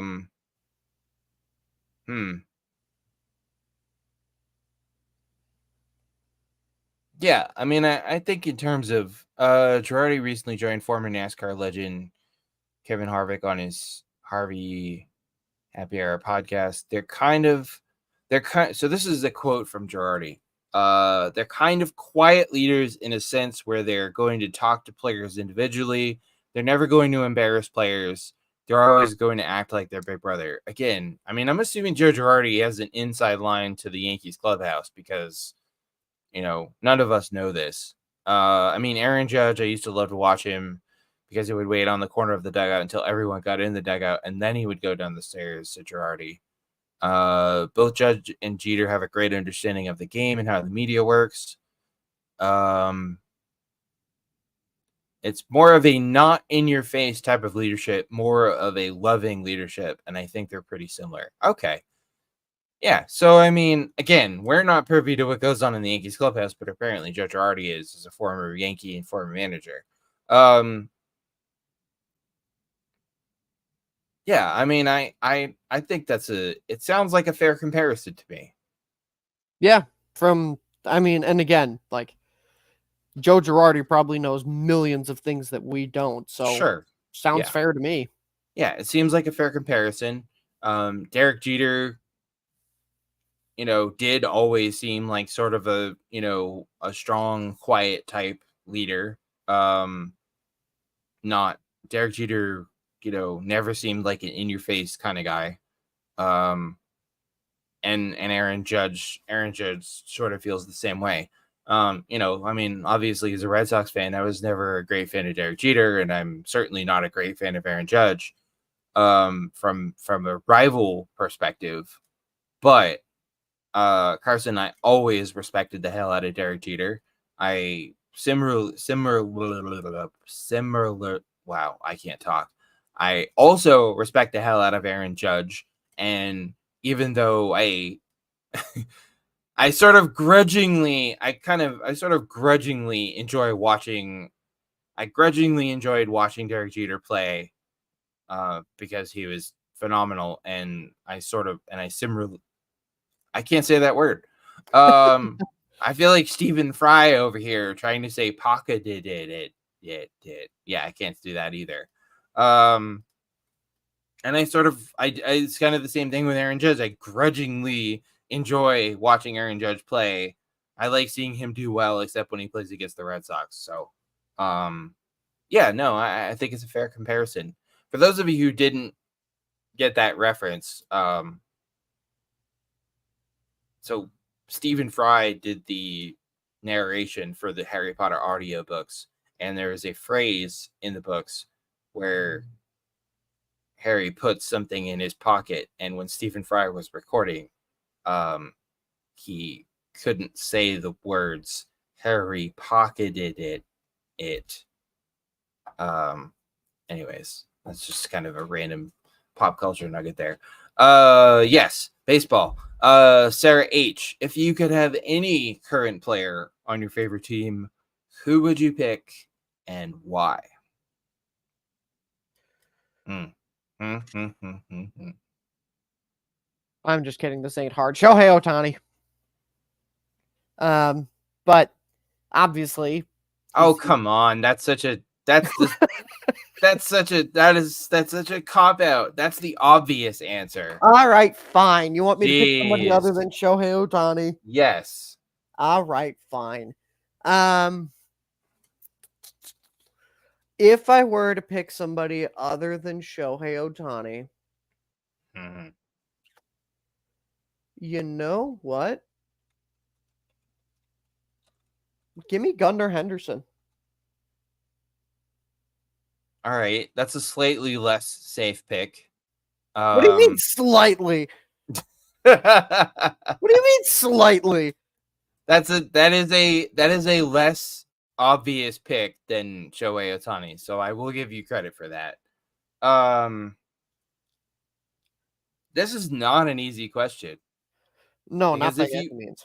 if you look up like I just did, if you look up the best MLB players under the age of 25, because I feel like if you're gonna take a current player,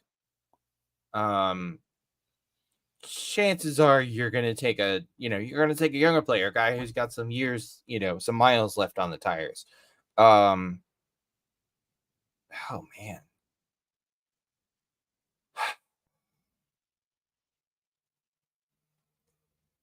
I mean, if I were a Red Sox fan, I would say Brian Bayo, but we've already got him. So, or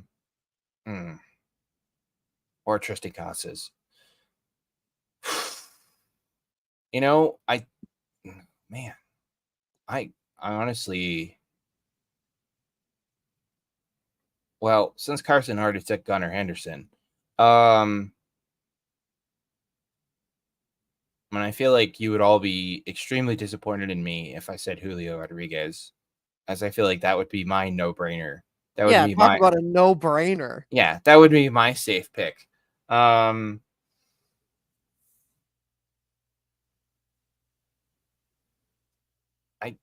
think I've got to go. You know what? I think I would take Bobby Witt Jr. Ooh. Yeah. That's a solid pick. I wouldn't take that contract, but I'd certainly take the player. No, not that. No, hell no, I would not take that contract. But I mean, last year, slash line 275, 276, 319, 495, 28 doubles, 11 triples, 30 homers, 96 RBIs, 49 steals. That's a damn good. That is not a bad year. Not a bad year at all. I'll take 30 homers and 96 RBIs. I'll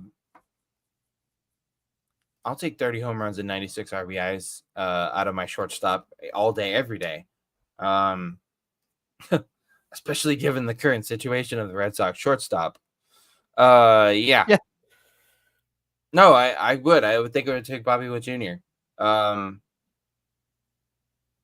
mean, there are so many to choose from. Yeah, there's almost way too many to choose There are from. so many. We're, ladies and gentlemen, we are in the golden era of young, up-and-coming superstars in Major League Baseball. I've been watching baseball a long time, everybody. I don't ever remember a crop of young talent like this, ever. So enjoy it and stop being so edgy and yeah. Chris L says, where do you guys come down on the automatic ball strike system, aka robo umps? If it stops Angel Hernandez from having an impact in games, I'm all for it. How did I know you were gonna? I knew you were gonna take a swing at Angel. I mean, did you see that clip from him the other day? I did. My God. I did. Yeah, in case you guys missed it, it was the Rangers-Astros game. And I forget who the batter was. I think it might have been Wyatt Langford. I think it might have been Langford. I think you're right. But Angel Hernandez called 3 pitches strikes that were at least 6 inches, maybe more, out of the strike zone. Yeah, I mean, I've actually, I have to admit, I didn't know much about the ABS system. So I did some research. I watched a YouTube video. I watched some clips of it being used at the, in the lower levels. Yeah, I mean, anything, not just Angel Hernandez, but anything to get us out of this era of just atrocious calls. For those of you who don't know, the ABS basically works as it's sort of like a challenge system. So the ABS calls the ball. The umpire is still present. The umpire is still there to call balls and strikes and to call plays at the plates and all the stuff they do. But what the ABS does is the ABS tells the ABS lets you know whether a pitch was a ball or strike. And then if the pitcher or the batter or manager, whatever, disagrees with the call, the umpire can refer to the ABS for a definitive answer about whether a pitch was a ball or strike. It's very cool. It's really cool technology. It's being used right now in the minor leagues, and hopefully, now, I mean, I say hopefully we see it in MLB soon, Carson. But I think we both agree, work out all the kinks in the minor leagues before we bring this up to the bigs. Yeah, I'd agree with that. Yeah. Absolutely. Get it. Make sure all the kinks, get all the kinks out. Make sure it works. We don't need, Game 7 of the World Series and the ABS to malfunction. Please, no, thank you. That would really suck. But yeah, I mean, I'm all for it as long as they get the kinks worked out and as long as they make sure it works smoothly and it does what it's supposed to do. And obviously it'll take some time for players and umpires and coaches and managers and everyone to get used to it. But yeah, I'm all for it. Sign me up. And last but not least, Janelle W. Which one of the Jackson 3? I love this moniker that Jackson Merrill, Jackson Holliday, and Jackson Churio are now being referred to as the Jackson 3. It's awesome. But Carson, Janelle would like to know, which one of the Jackson 3 would you start a team with? For me right now, give me Jackson Merrill. I like it. The thing that I'm, as much as I would like to say Jackson Holiday, I got to base it off of results right now. That's just the way of the game. That's just the way it's played. And Jackson Merrill right now is on an absolute tear, hitting 300 average, 397 on base percentage. Like, so I know I'm getting somebody who can hit and get on base pretty darn well. I think for me right now, it's a no-brainer. Jackson Merrill.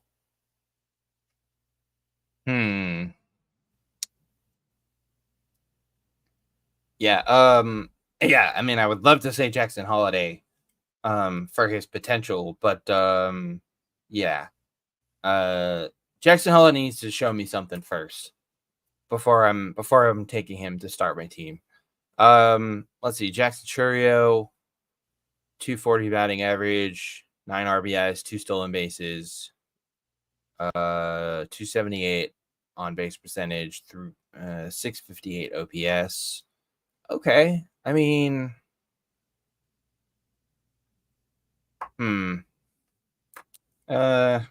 let's see here.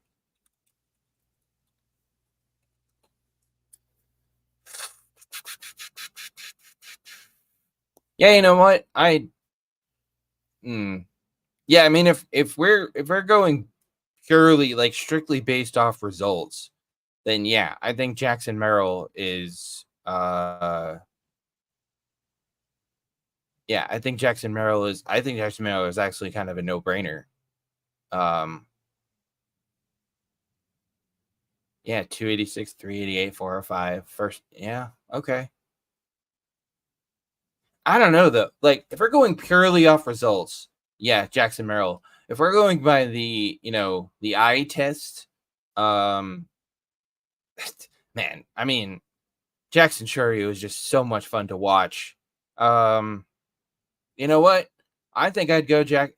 You went results. You went numbers.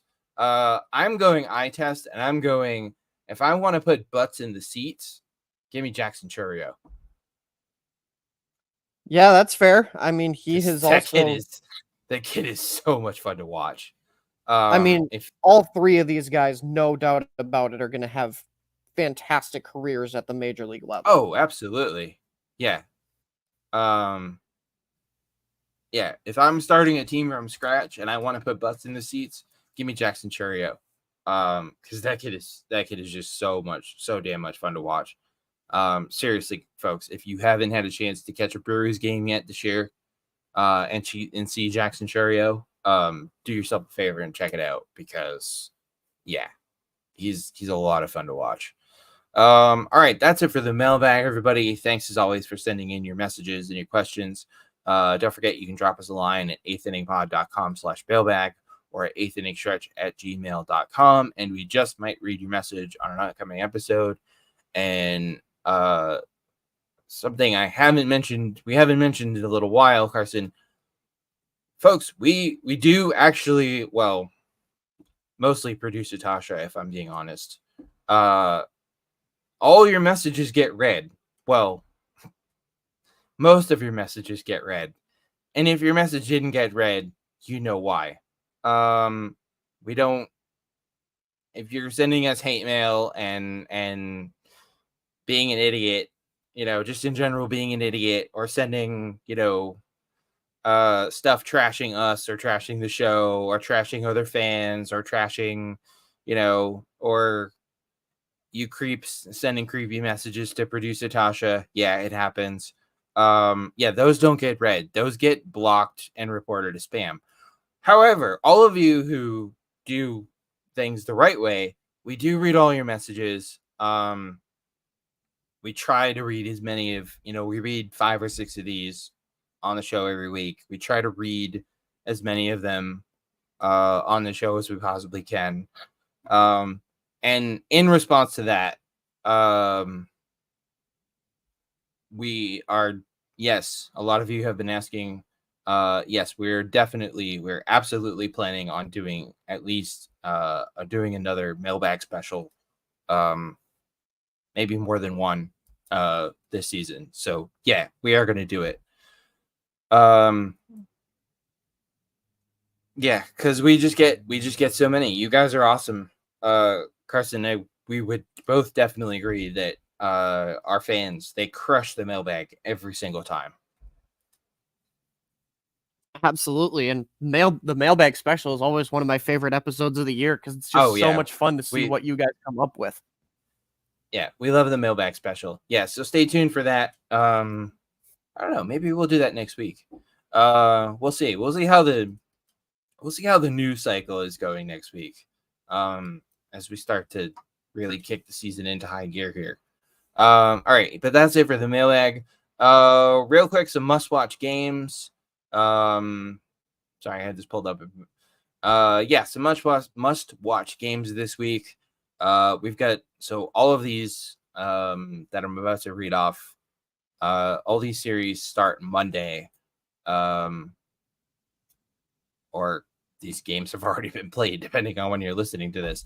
But starting Monday, we've got the Twins at the Orioles. Great series. We've got the Rangers, who have the defending World Series champion Rangers, who have scuffled a little bit out of the gates. They head to Detroit to take on the surprising Tigers. And then we've got also starting Monday, we've got the Cubs visiting Arizona to take on the defending NL champion Diamondbacks.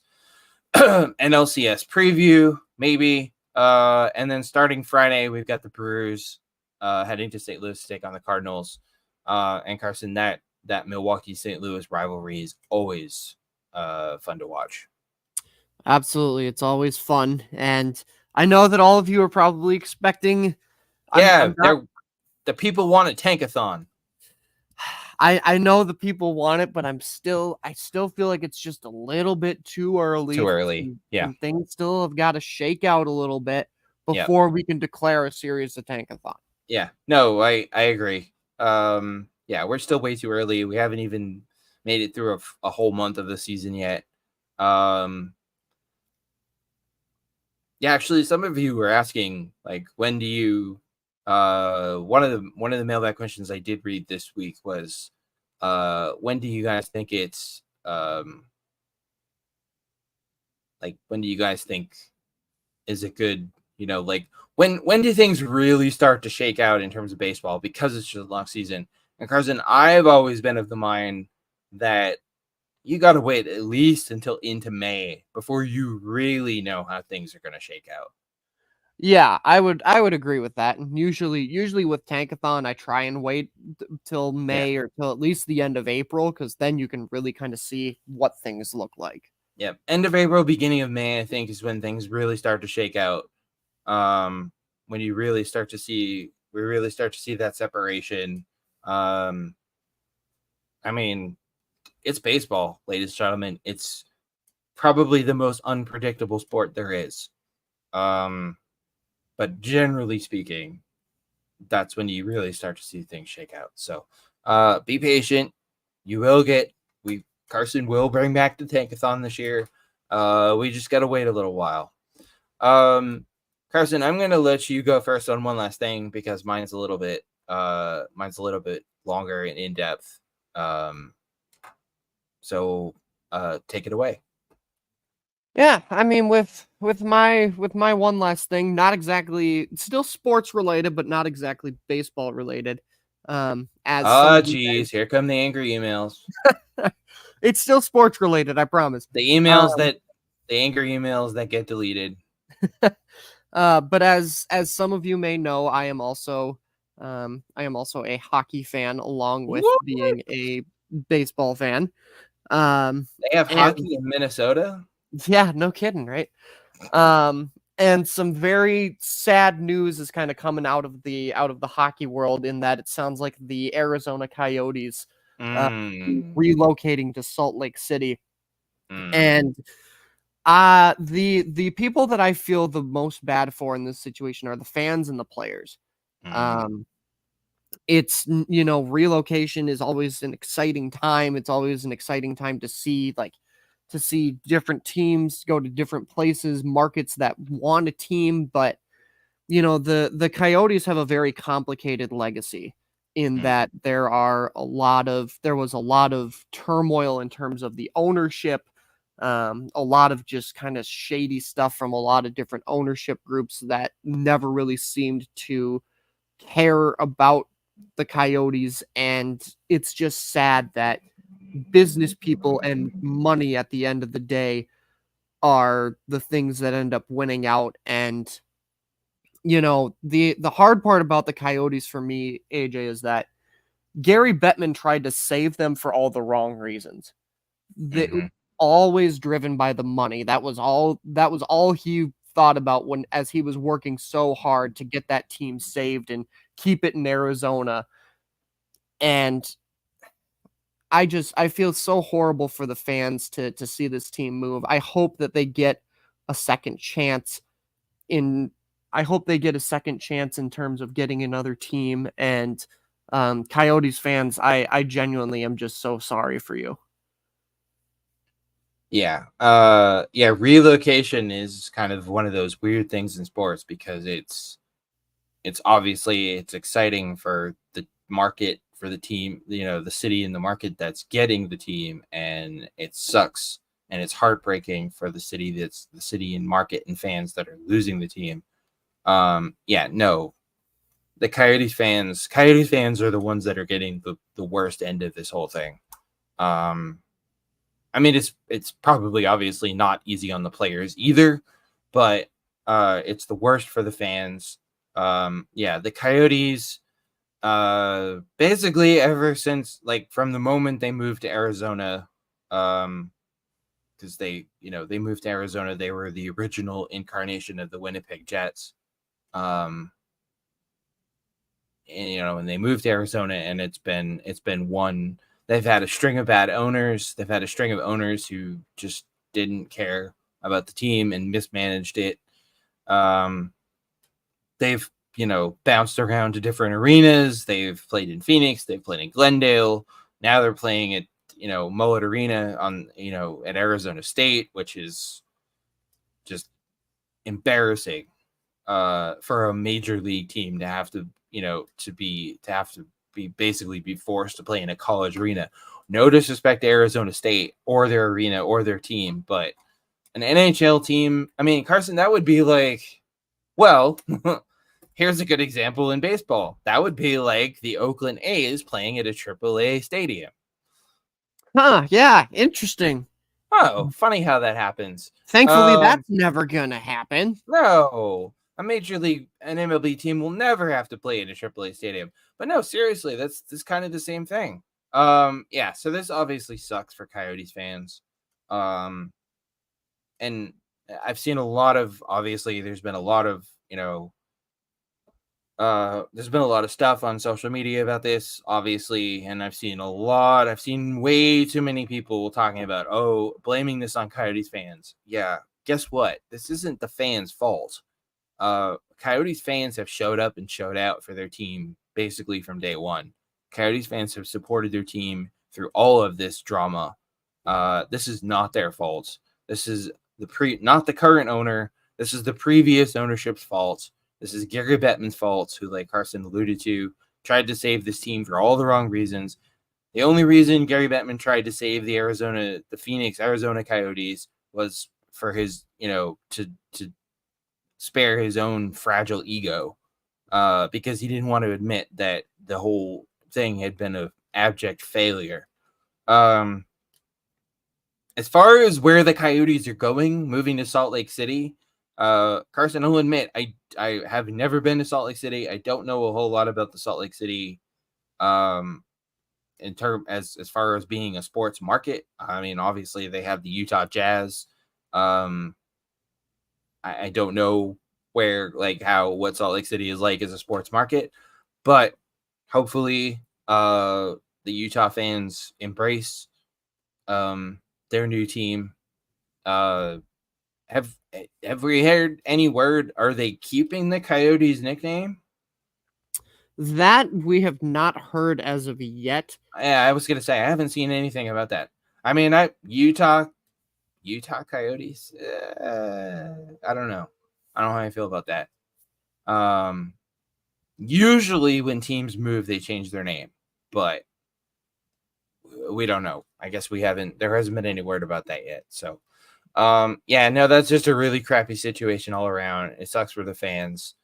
It sucks for the fans. It sucks for the players. And Coyotes fans, if you're looking for someone to blame,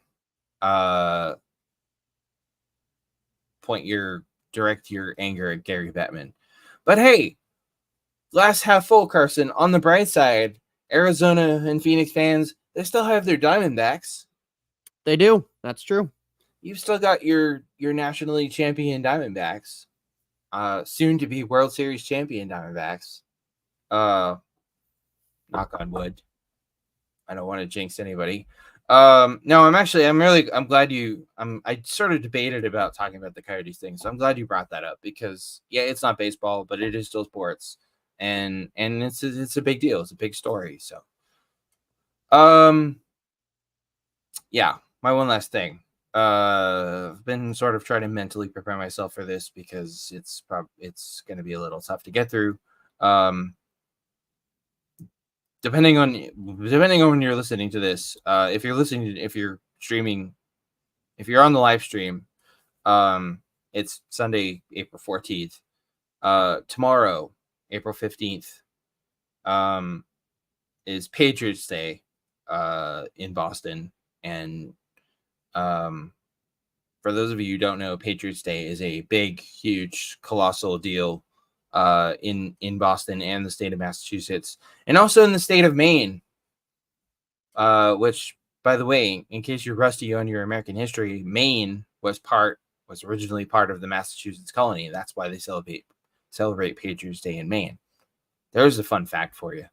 But no, Patriots Day is a big, huge, colossal deal. Businesses are closed, schools are closed. And with Patriots Day also comes the annual running of the Boston Marathon, which, if I'm not mistaken, I believe this year is the 126th running of the Boston Marathon. Yeah, so they've been running the Boston Marathon. Is, if I'm not mistaken, the oldest marathon in the U.S. They've been running this thing since 1897. So anyways, yeah, Patriots Day. Patriots Day is the annual running of the Boston Marathon. And it's been, believe it or not, it's been 11 years actually tomorrow will be the exact 11-year anniversary of the Boston Marathon bombing. And you guys, anyone who's listened to the show for any time, you guys have heard me talk about the Boston Marathon bombing and being in Boston and having gone to the Red Sox game that day. Because with Patriots Day also comes the Red Sox play. The Red Sox play a morning game. They play an 11 a.m. game. As the marathon is going on, it's tradition. It's a really cool tradition. But you guys have heard me talk about 2013 and being in Boston on Patriots Day, on the day of the marathon bombing, and everything that went along with that. And the 2013 Red Sox, and how they banded together, and they banded together with each other, they banded together with the city, and how that 2013 Red Sox team was exactly what the city of Boston needed in the wake of such an awful tragedy. And ultimately went on to win the World Series, went on an extremely unlikely and unexpected run and won the World Series. You guys have heard me talk about that before. But this is Patriots Day is every year since 2013. It's a little rough. It's a tough day. Because of the memories and the reminders of what happened 11 years ago. But this year I want to do something a little different, and I want to all my friends and family and everything in Boston, and everyone and the Red Sox and everyone going to the marathon and everyone running the marathon. Have fun, be safe, and remember what happened 11 years ago. Don't dwell on it, but remember it. And I think we would all do well to use the 2013 Red Sox as an example of how sometimes on the rare, sometimes on rare occasions, it's sports and baseball in particular in this case are bigger than just baseball's bigger than baseball. Sports are bigger than sports sometimes, and sometimes sports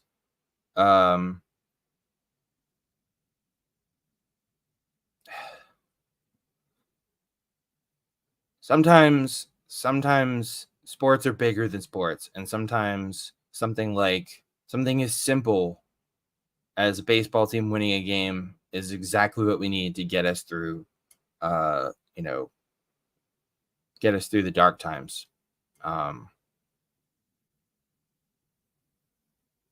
Yeah.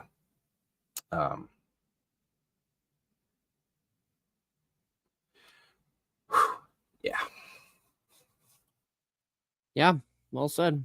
I mean, the old FDR quote that we have, the old FDR quote of the only thing left to fear is fear itself.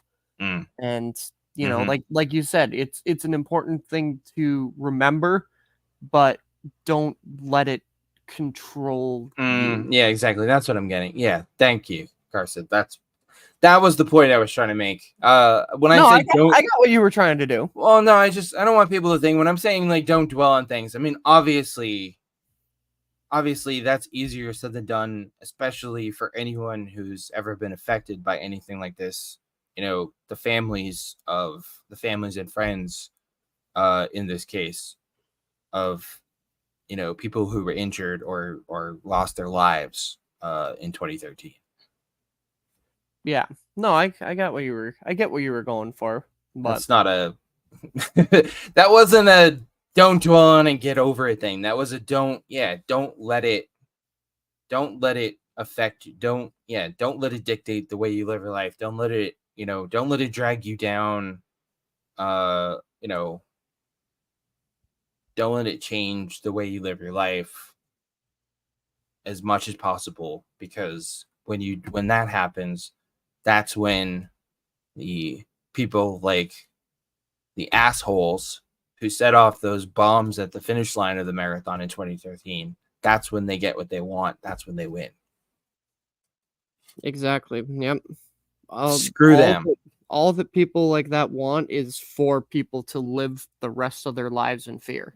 Exactly. And you know what? Life is too damn short to live your life in fear.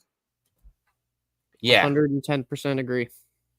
Because, spoiler alert, everybody, we only get to ride this crazy ride once. Any kind of fear, not just, not just this kind of fear that we're talking about, any kind of fear. Any kind of fear that holds you back from doing what you want or being happy. Yeah, anyways, we don't want to get too deep here on a Sunday morning, but yeah, no, seriously, I will be watching the Boston Marathon tomorrow, like I always do, and watching the Red Sox game, the early Red Sox game. And if any of you ever have the opportunity to go to Boston on Patriots Day, and either to catch the Red Sox game or to go to the marathon, to go to the finish line, or anywhere along the marathon route, and cheer on, the people running the marathon, I would highly recommend it. But yeah, anyways, that's where we're at with that. And that's all we got for you guys. Thanks everybody ever so much for tuning in. Don't forget, you can catch us live here every Sunday on YouTube, Twitter, and Twitch. You can also tune in Mondays or anytime, and catch us on demand wherever you get your podcasts at Linktree/8th Inning Stretch. Don't forget to follow us on 8th Inning Pod, at 8th Inning Pod on Twitter. And for more, including our newsletter blog, 2 Strike Count, which you can get delivered right to your inbox every Monday, Wednesday, and Friday by subscribing, head to 8thinningpod.com. And if you're so inclined, support the show, help us keep making awesome baseball content for you guys by either using the QR code in the top right-hand corner of your screen or by going to 8thinningpod.com/donate. One last quick thing before we go. Last week, I talked about, I told you guys that we were going to have a release date for the first episode, the premiere episode, ladies and gentlemen, of our all new documentary series, and my passion project, the Book of Baseball. I promised you a release date. We don't have one. We haven't put one out yet, but we're going to, maybe today, maybe tomorrow, definitely this week. So stay tuned for that. But yeah, that's all we got for you guys. Thanks as always for tuning in, for supporting us, for reading the blog, for subscribing to the blog, for playing the Home Run Derby game, all of it. You guys rock. You're the best fans in the biz. And we couldn't do it without you. So on that note, everybody have an awesome week.